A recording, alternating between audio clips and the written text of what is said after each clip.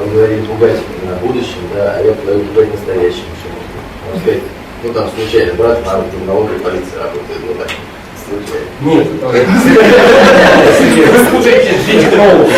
Есть техники запугивания, это игра информация о завтрашнем. А есть техники шантажа, это игра информация о вчерашнем и сегодняшнем. О, шантаж. Ну добавьте шантаж. И сколько после этого он будет покупать у вас? Всегда, вечно. Я вот Смотри, какой шантаж, какой глубинный. я сомневаюсь. Помню, я в одной московской квартире у друга Володи. Представьте профессию геолога, да? Человек далекий от денег, безалаберный в чем-то, в материальном смысле человек. И я вот смотрю, я приехал в гости 2 года назад, смотрю, они вот перемещаются по квартире, и каждый за собой свет выключает. Еще такие экономные. На курицах показывают на холодильнике такая наклейка. Забывая выключать свет, ты отдаешь деньги Чубайсу. Ну вот, это про о чем говорить.